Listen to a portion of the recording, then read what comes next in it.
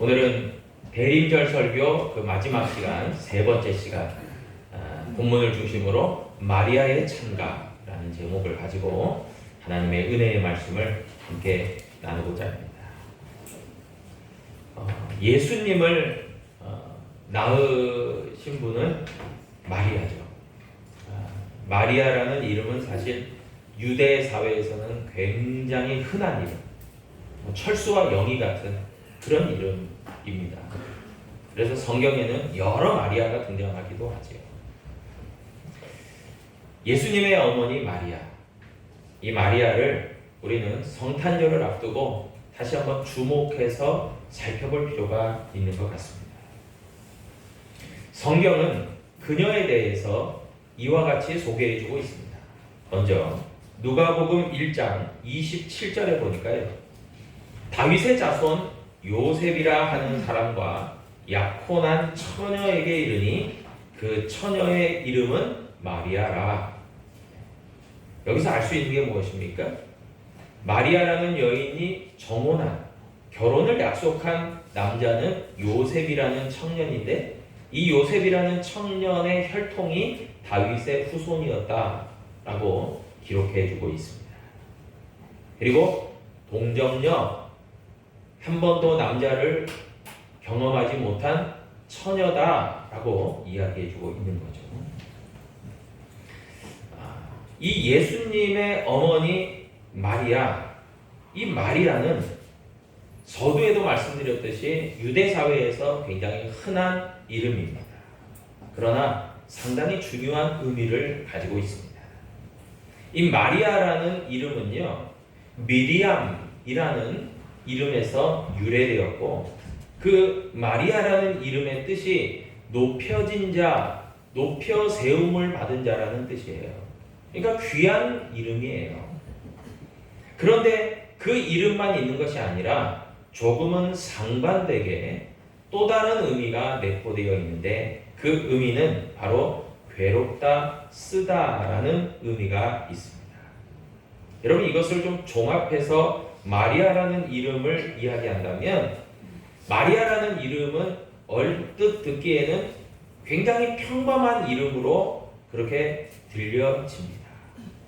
그러나 그 뜻이 높임을 받은 자라는 뜻이기 때문에 귀한 존재라는 의미예요. 귀한 사람이라는 뜻이에요. 그런데 그 귀해진 사람이 괴로움과 아픔을 가질 수밖에 없다라는 의미가 들어가 있는 거예요.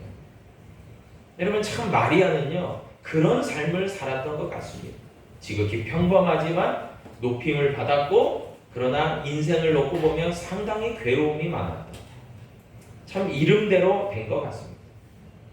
여러분, 이 마리아는요, 다윗의 후손이었던 요셉이라는 청년과, 요셉을 성경은 다음과 같이 기록하죠. 의로운 사람 요셉.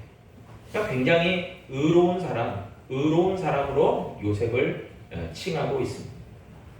그 요셉이라는 사람과 정혼하고 결혼식을 앞둔 예비 신부였습니다.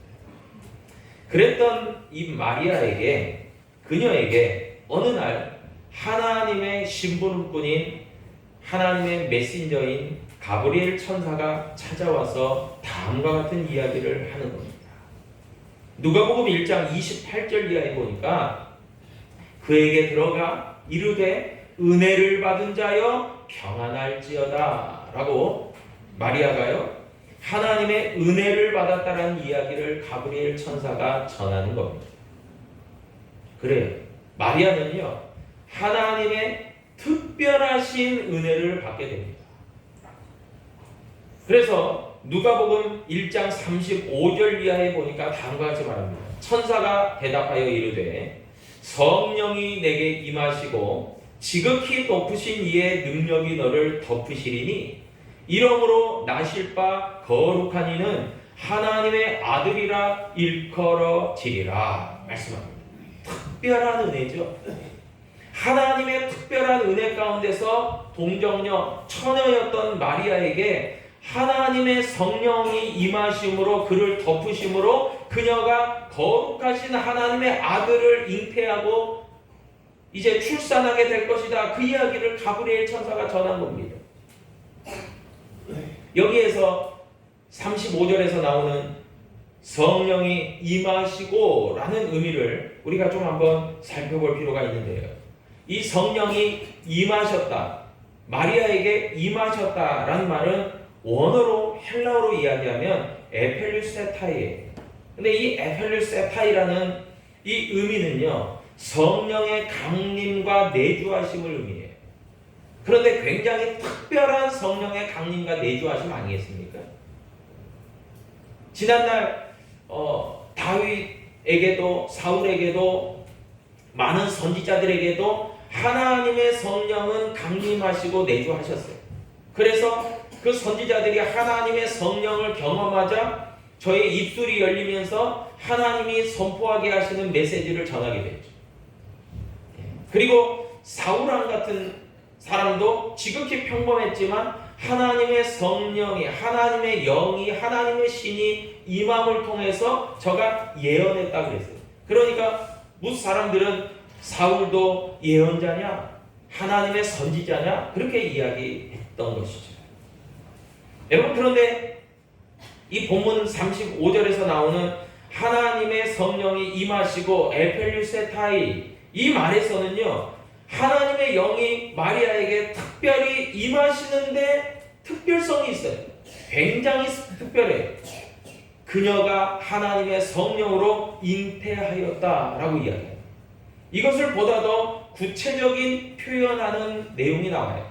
그게 뭐냐면 높으신 이의 능력이 너를 덮으신다. 이게 높으신 이의 능력이 너를 덮으신대요. 이 덮으신다라는 말이 원어 헬라어로 에피스키아세이예요.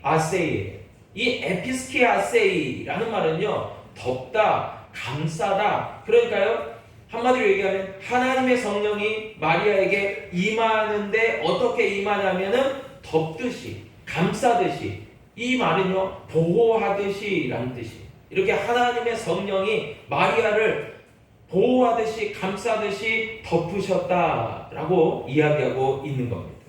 그러면서 이 마리아에게 하나님의 성령이 임하심으로 예수님을 잉태하게 되었다라고 이야기하는 거예요. 그래서 이것은요, 전적으로 무엇을 의미합니까? 하나님의 특별하신 능력과 은혜가 마리아에게 나타났다라고 이야기할 수 있습니다. 여러분, 성경 어디에도요, 마리아 같은 경험을 한 사람은 없어요. 놀라운 경험을 하게 되어진 거죠. 여러분, 하나님께서요, 이런 인간 탄생의 신비를 두 가지 측면으로 역사하십니다. 첫 번째는요, 성경에 보면 곳곳에서 잉태치 못했던 이들이 하나님의 은혜의 역사 가운데서 잉태하는 역사가 있어요. 아기를 잉태하는 역사가 나타나요. 특별히 우리가 잘 아는 믿음의 조상 아브라함의 아내 사라가 그렇죠. 그녀가 이미 아기를 낳지 못할 나이가 되었는데도 하나님께서는 그녀를 통해서 이삭이라는 아들을 잉태하고 낳게 하셨어요. 창세기 18장 11절에 보니까 아브라함과 사라는 나이가 많아 늙었고 사라에게는 여성의 생리가 끊어졌느니라. 여러분, 생리학적으로 생물학적으로 도저히 이것은 이루어질 수 없는 신비예요. 자연 발생적으로는 사라는 도저히 나이도 많고 이미 생리가 끊어졌기 때문에 아이를 잉태할 수 있는 그런 몸이 아니에요. 그러나 이런 인간적인 모든 한계치를 뛰어넘어서 하나님께서는 역사하심으로 말미암아 이삭을 잉태하게 하셨다는 거죠.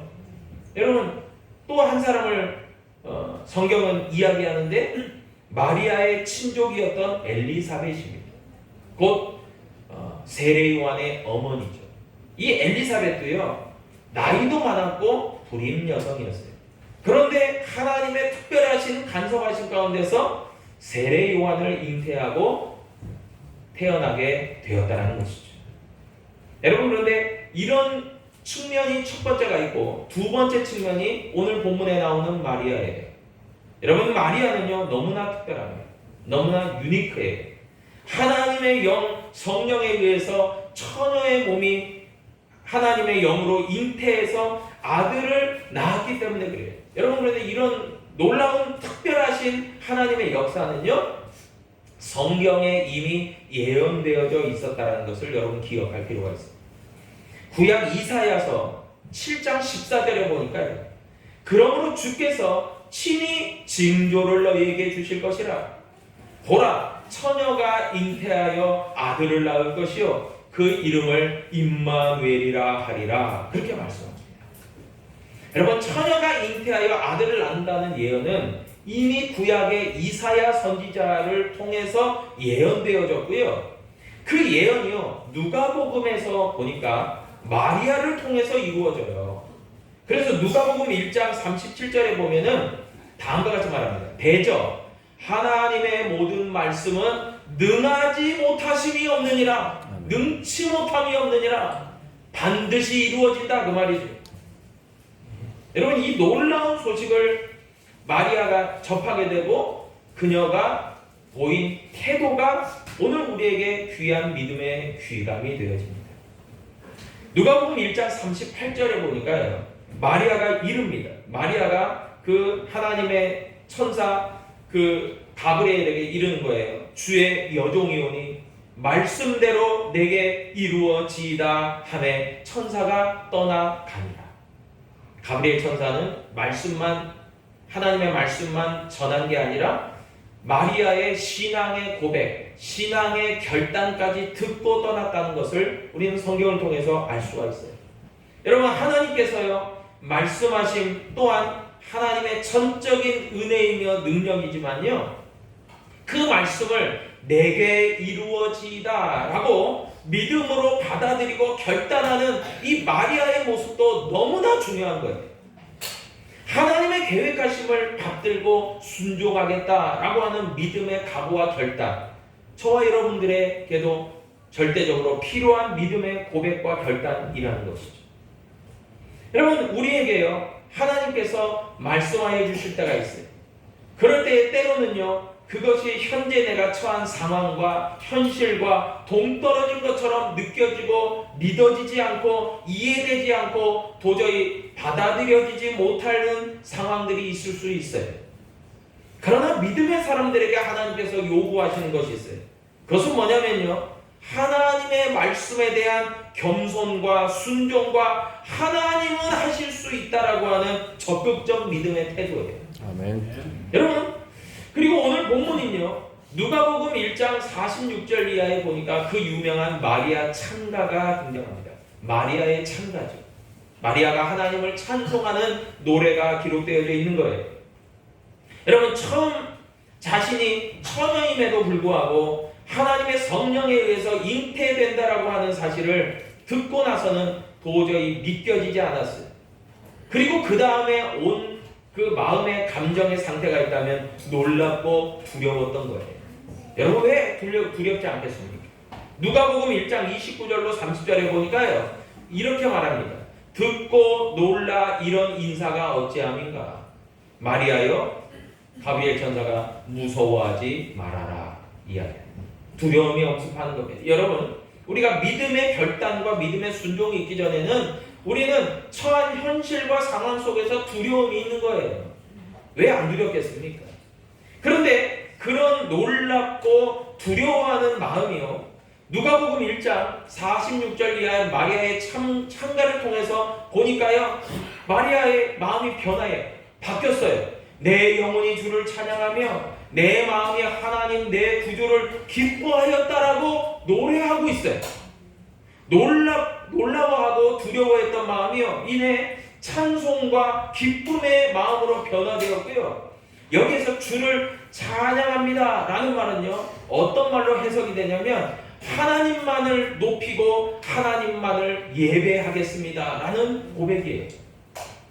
여러분, 그 이유가요, 48절에서 보니까 그의 여종의 비천함을 돌보셨습니다. 보라, 이제 후로는 만세의 날을 복이 있다 일커느리로다 라고 고백합니다. 여러분, 마리아는요, 자기 자신을 가리켜서 하나님 앞에, 거룩하신 하나님 앞에 비천한 존재입니다 라고 고백하고 있어요. 여러분, 천하다라는 뜻이 아니에요. 여기 말은요, 자신이 하나님의 영을 받고 놀라운 일의 주인공 된 것이 너무나도 거룩하신 하나님 앞에서 내 자신을 비추어 볼 때 놀랍고 은혜일 수밖에 없다라는 지극히 낮은 자의 모습, 겸손한 자의 모습이 바로 내가 비천합니다 라는 뜻입니다. 여러분, 여기에서는요 비굴함이 찾아볼 수가 없어요. 막 굴욕적이고 비굴하고 나는 천합니다, 나같이 천한 존재가 없습니다, 이런 의미가 아니라 나 같은 부족하고 연약한 존재에게 하나님의 그 놀라우신 능력이 임한 것, 너무나 놀랍고 놀라운 그 하나님의 역사입니다 라는 고백이에요. 신앙적 그 고백이에요. 반응이에요. 응답이에요. 여러분, 자신이 너무나도 마리아라는 당시에 평범했던 이름, 대단한 자격을 갖춘 것도 없는 것 같은 그런 자신에게 일어났던 이 엄청난 일이 마리아에게는 믿겨지지 않았지만, 그러나 마리아가 취한 태도를 보면 왜 하나님의 성령께서 마리아를 지목하셨는지를 깨닫게 되는 거예요. 여러분, 마리아는요 이미 겸손하고 순종하며 믿음이 좋은 현숙한 여인이었다는 것을 우리는 발견할 수 있는 거예요. 야고보서 4장 6절에 보니까 그러나 더욱 큰 은혜를 주시나니 그러므로 일렀으되 하나님이 교만한 자를 물리치시고 겸손한 자에게 은혜를 주신다 하였느니라. 아멘. 여러분, 마리아는요 지극히 평범할지는 몰라요. 눈에 띄지 않는 존재였을지 몰라요. 그러나 하나님의 보시기에, 하나님의 관점에서는 너무나도 하나님의 은혜를 받기에 합당한 겸손하고 순종하는 여인이었다는 거예요. 여러분, 겸손이야말로요 하나님의 은혜를 받고 경험할 수 있는 믿음의 마음입니다. 또한 겸손한 이가요 절대적으로 자신을 높이지 않고 하나님만을 높이는 이들이에요. 그래서 믿음의 사람들에게 필요한 덕목이 있다면 겸손입니다. 그리고 겸손은요 다른 말로 이야기하면 하나님의 능력을 전적으로 의지하는 마음이에요. 그렇기 때문에 하나님만 의지하는 거예요. 하나님만 바라보는 거예요. 하나님만 경배하고 높이고 예배하는 거예요. 그게 겸손입니다. 그런데 마리아 창가를 보니까 마리아의 그런 모습들을 잘 볼 수 있습니다. 그래서요 하나님의 영이 마리아를 덮으실 때, 보호하고 감싸실 때요 마리아는 그 하나님의 성령의 의지에서, 전적으로 의지해서 겸손한 모습으로, 순종하는 모습으로 안겼다라는 것을 우리는 확인하게 됩니다.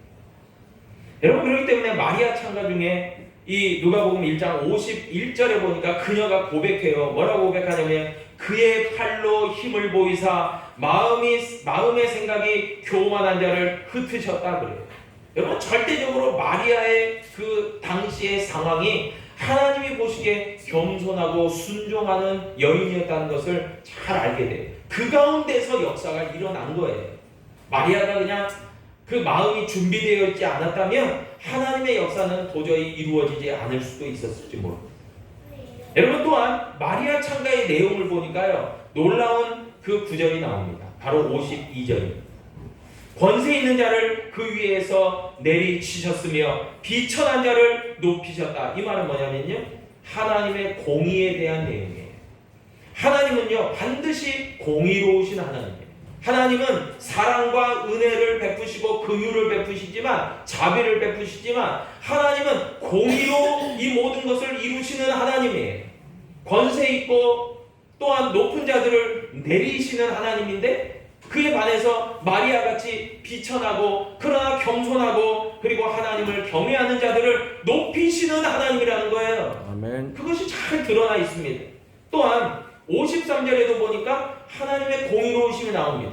줄이는 자를 좋은 것으로 배불리시며 부자는 빈손으로 보내셨도다 라고 얘기해요. 여러분, 당시 유대 사회에서요 힘든 상황 속에서 살아가는 이들이 많았습니다. 당시는 로마 제국의 통치하에, 로마라는 나라에 의해서 유대 민족은 억압받고 통제받고 위협받는 나라예요. 그뿐만이 아니라 유대인도 아닌 에돔족 속의 후예인 헤롯이라는 사람에 의해서 지배받고 있었던 그런 상황이었습니다. 그런데 그 상황 가운데서 백성들의 삶은 실로 곤궁하고, 그러나 반대로 권세자들은 힘과 권세를 독차지하고 호의호식하고 있었다는 거예요.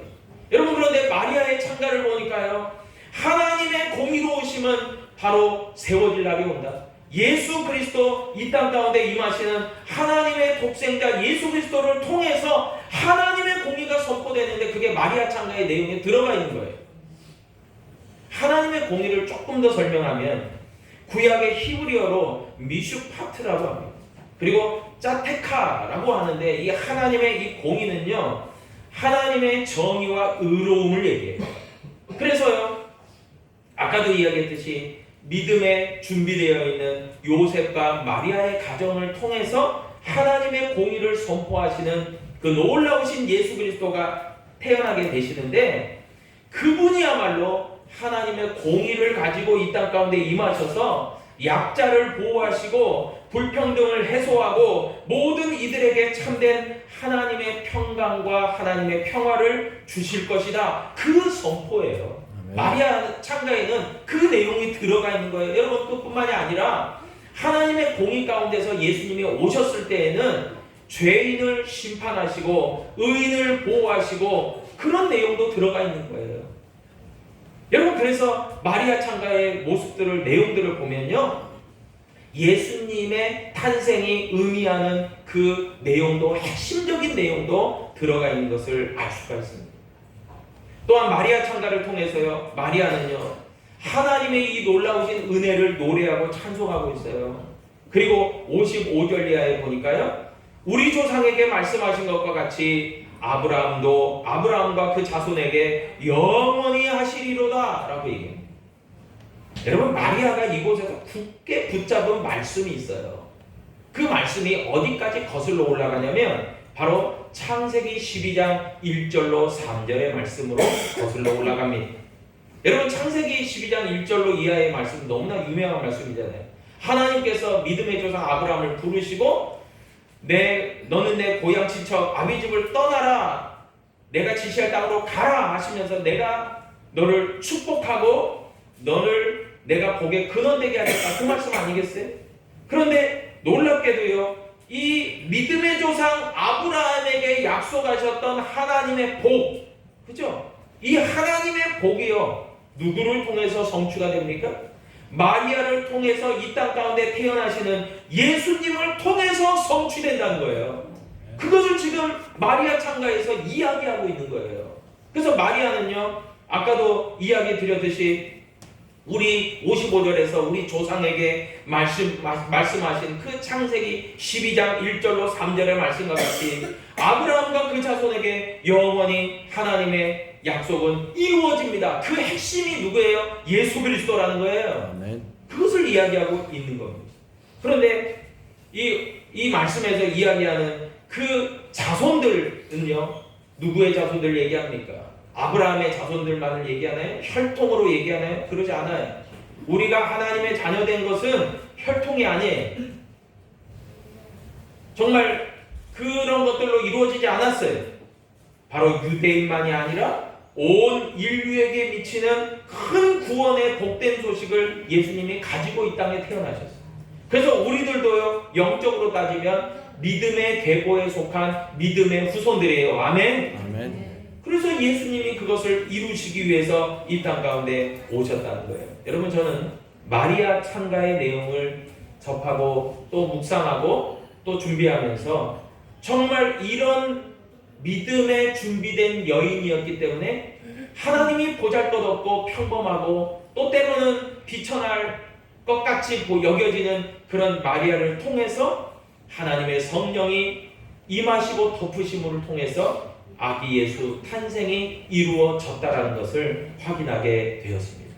여러분, 바라기는 저와 여러분, 우리 모든 광주은혜교회 우리 모든 성도들이요, 마리아의 창가와 같은 하나님의 놀라우신 그 은혜, 하나님의 복되신 그 역사, 그리고 하나님만이 하실 수 있는 그 놀라운 신비, 그리고 하나님의 공의와 또 하나님의 약속의 성취, 이 모든 것들을 통해서 우리가 마음껏 하나님을 예배하고 찬송하고 경배하며 높이는 이 성탄을 앞둔 저와 여러분 될 수 있기를 다시 한번 주님의 이름으로 축복합니다. 기도합니다.